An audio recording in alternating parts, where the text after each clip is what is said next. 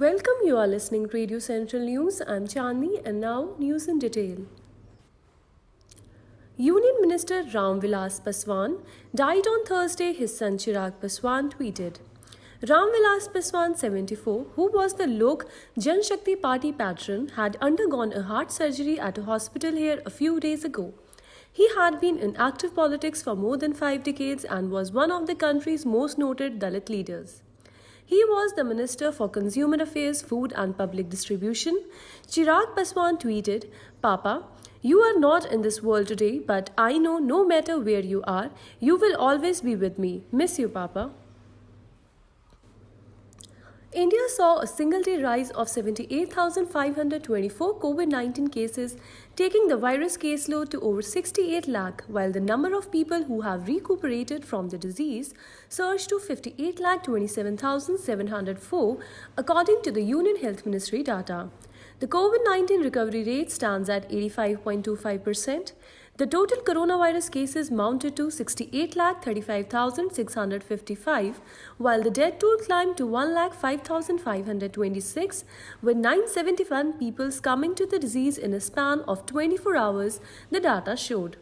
The total recoveries have surged to 58,27,704, while there are 9,02,425 active cases of coronavirus infection in the country, which comprises 13.20% of the total caseload.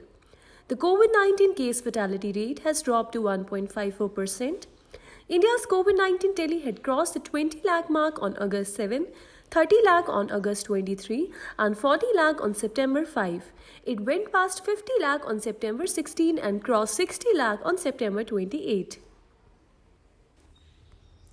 The Trinamool Congress continued on Thursday its protest against the alleged gang rape and murder at Hathras, with members of its women's wing taking out a rally in the city demanding that BJP government at the centre and Uttar Pradesh take steps to ensure safety of women and minorities.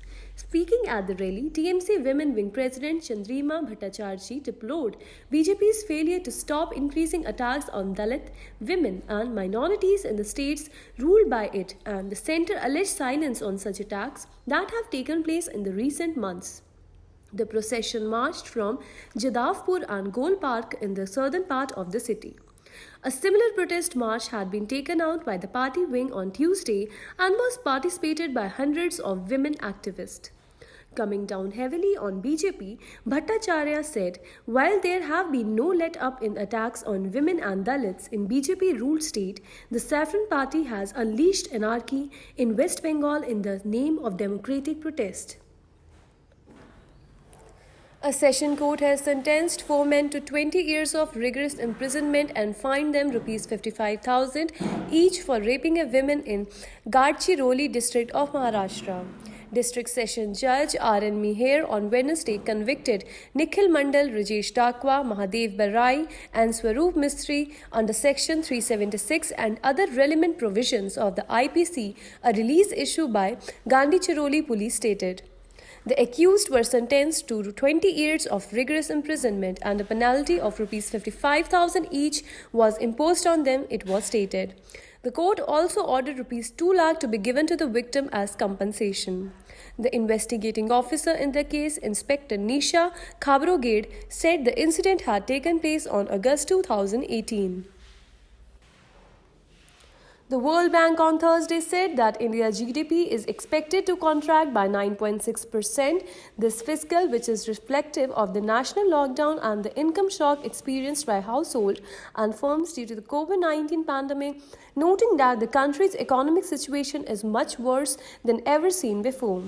The Washington-based global lender, in its latest South Asia Economic Focus report ahead of the annual meeting of the World Bank and International Monetary Fund, forecast a sharper than expected economic slump across the region, with regional growth expected to contract by 7.7% in 2020 after topping 6% annually in the past 5 years.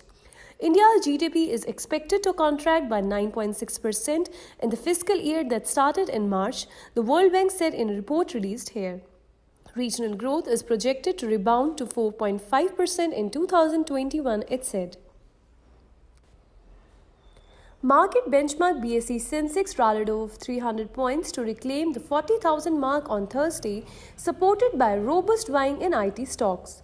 After soaring over 400 points during the day, the 30-share index ended 303.72 points or 0.76% higher at 40,182.67. It hit an intra-day high of 40,468.88 and a low of 40,062.23. The broader NSE Nifty rose 95.75 points or 0.82% to finish at 11,834.60. Top gainers in the Sensex Pack included Ultratech Cement, TCS, HCL Tech, Infosys, HDFC Bank and Sun Pharma. Tata Consultancy Services jumped over 3% after it announced a mega rupees 16,000 crore buyback plan at rupees 3,000 per equity share.